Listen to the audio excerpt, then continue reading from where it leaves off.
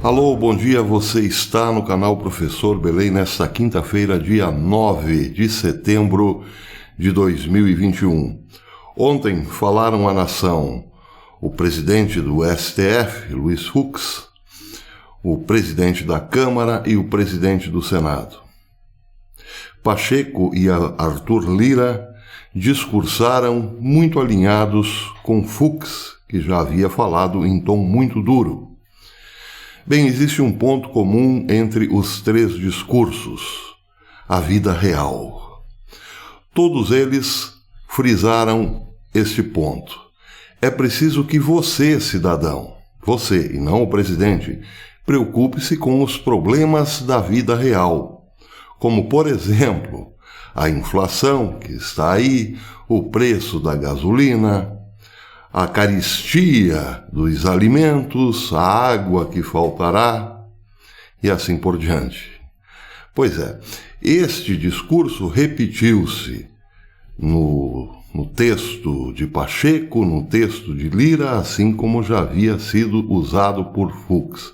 É o ponto comum, perceberam?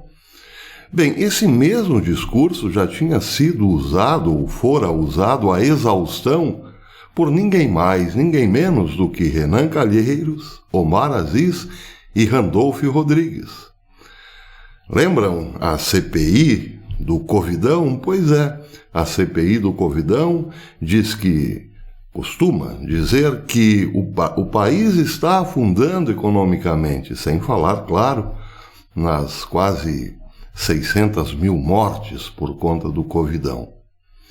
É um script que está sendo usado em harmonia por dois poderes contra o presidente Bolsonaro. O alerta de ontem foi para que você, pacato cidadão, deixe as batalhas de Bolsonaro, que ao que tudo indica são irreais, e concentre-se nos problemas que o atingem diretamente. O preço alto dos alimentos, do gás de cozinha, da gasolina e também, claro, o problema da pandemia. Este é o Brasil real que deve ser sentido, observado, maturado pelo cidadão e não o problema político. Bem, eu dizia no vídeo de ontem que a esquerda apavorada tem três problemas pela frente.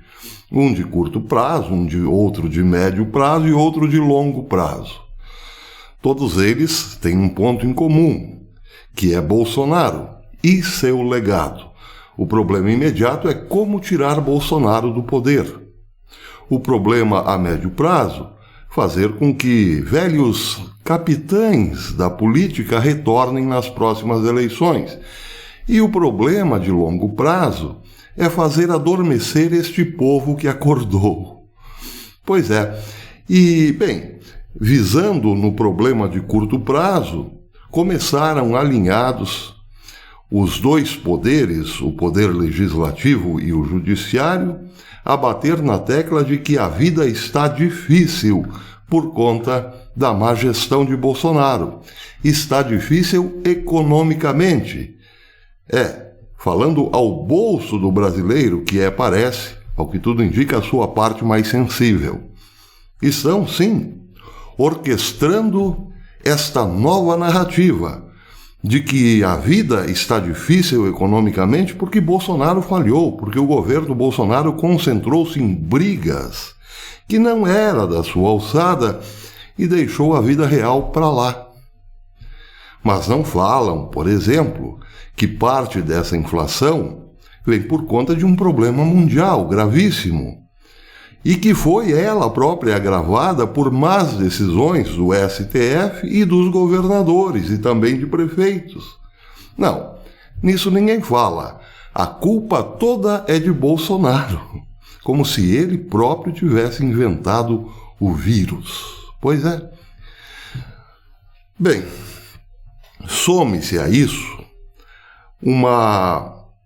um fato novo, a paralisação do país por obra e arquitetura dos caminhoneiros liderados por uma figura chamada Zé Trovão. Os caminhoneiros parece já estão parados em 14 estados. Isso visa o que exatamente? Segundo os caminhoneiros, limpar o STF dos maus juízes que lá estão. Eles empunharam uma bandeira em defesa de Bolsonaro em prol deste governo para limpar o país. Mas à custa do que exatamente?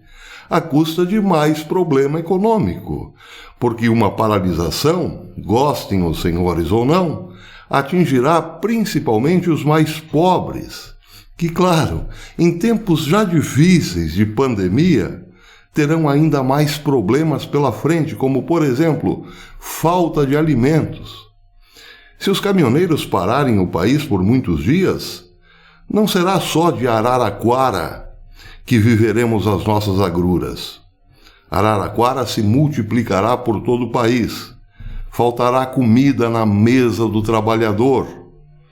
Mas parece essa é uma tática para limpar o Brasil. Só que, estranhamente, está muito afinada com os interesses da esquerda, que já colocou como problema central da vida do brasileiro a economia. E agora, caminhoneiros, conscientes ou não do problema, estão ajudando a complicar a vida econômica do país. Bem, Zé Trovão, não quero falar mal porque realmente não conheço, está usando de uma velha tática. Ontem, parece, mandou à 1h30 da manhã um vídeo para o presidente pedindo ajuda e dizendo que por causa do presidente ele tem a sua vida destruída. Por defender esse governo, ele agora tem a sua vida destruída. Bem, esse é o discurso de muitos que quiseram resolver o problema do Brasil sem autorização do presidente, porque é muito provável que o presidente não está de acordo com esta greve dos caminhoneiros, com essa paralisação. Os caminhoneiros não foram autorizados a entrar nesta seara. Este problema todo que o Brasil vive, essa instabilidade jurídica, essa ruptura entre os poderes, tem que ser resolvido pelos próprios poderes. E não por mim, ou por você, ou por Zé Trovão que seja. Nós já demos os nossos recados no dia 7 e de modo magistral, lindo, elegante, democrático, pacífico. O presidente já tem a fotografia na mão.